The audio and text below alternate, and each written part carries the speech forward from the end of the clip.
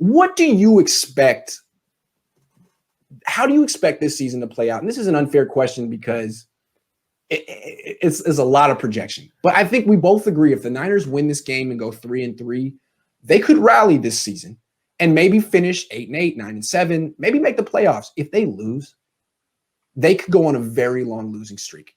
So what do you see? I mean, I guess you're picking them to lose. So do you think that this is going to be like a worst case scenario, 4-12, 2018 type of year? Well, in the worst case, I will expect a 5-11 or something like that. Ooh, yeah. Nowadays, I don't see how we get into playoffs right now. Of course, if we will win the game against Rams, that will turn things around. Then I can believe again in this team. But it's in the hands of Kyle Shanahan right now. If he wants to take parts with Jimmy, then it is going to be a really, really long season with a lot of losses. Yeah.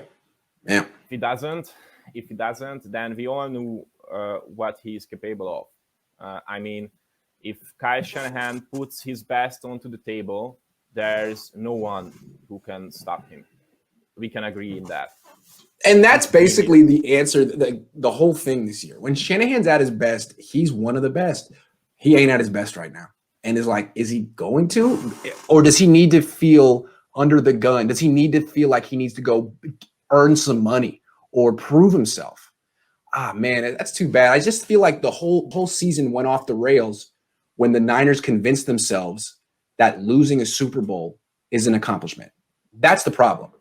They told themselves that losing the Super Bowl was a great accomplishment, and they kind of like basked in the glory of their non-accomplishment all year and thought that they should be given the type of respect of a champion coming into the season.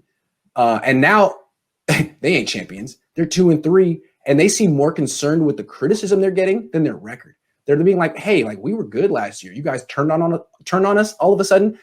Dude, you guys are a team that had one good year. You've accomplished nothing. You're not champions. And I think that's the Super Bowl hangover. Yeah. Like they thought they were going to be immortalized. And now they're just a 2-3 team that no one cares about.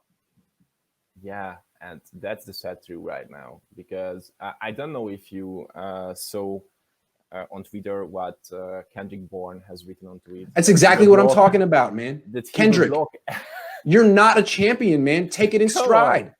Win the Super Bowl this year, and then you'll get the benefit of the doubt forever, and you'll eat for free in the Bay Area the rest of your life. But that's not who you guys are. You didn't accomplish anything. Losing the Super Bowl is not an accomplishment. I need to make a T-shirt out of that. Losing the Super Bowl is not an accomplishment. And I understand, like Jed felt like, well, you know, I didn't give Jim Harbaugh the extension after he went to the Super Bowl, and then look what happened there. So I can't win for losing. But the difference there is that Jim Harbaugh, when he got to the Super Bowl, was coming off his second consecutive winning season. And the next year he had another winning season and finally got fired for having an 8-8 year. Yeah. Kyle is starting to look like a one-off. I mean, he went to the Super Bowl and lost. Great.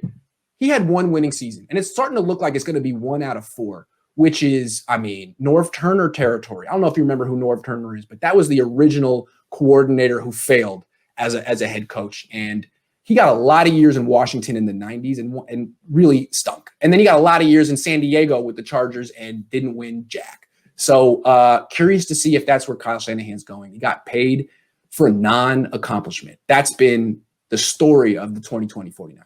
Yeah, and that thing is making a lot of problems in his players' heads. I mean, look at Mike McGlinchey, who is thinking that he's a decent pass blocker in the league. No, dude. I was like shocked there. So I just sat in front of my monitor and I just couldn't imagine that this could happen. So these guys are sitting wrong way on the horse right now. Anyway, I just feel like the Niners came in at a mental disadvantage this season. Like they talk about the Super Bowl hangover, they played into it, but the season isn't over. They're 2-3. Maybe this is the slap in the face they needed to wake up. And again, if they win this game against the Rams, who's to say they can't go on a run? They really do have the run game to keep them competitive against any team. They just haven't used the run game yet. So I think I'm not writing him off. I think I do have respect in Kyle. I have a lot of critiques for Kyle and Robert Saleh and Jimmy Garoppolo, but I also respect them. And I think that they're good enough to figure out a way to go 8-8 this year even with the injuries. I have no respect for Jed York. I mean, like, I feel like what Jed York did on Sunday puts my whole shtick in perspective because I'm always dumping on Jimmy and Kyle, but I respect them. They've accomplished things in life. They're not perfect, but I certainly respect them. I have no respect for Jed York. And for him to think that those two are beneath him is the ultimate joke because they're so far beyond what Jed York will ever, ever, ever be. And he should know that. Yeah. Anyway. That's true. I just can't add anything to it. These All are right, my guys. feelings as well. I just wish Niner fans would hold him a little bit more accountable, Jed, because I feel like they're all a bunch of Jed enablers. And if they made it more clear that they were just sick and tired of him and not Trent Baalke or anyone below him, but him, I think the parents would get the picture.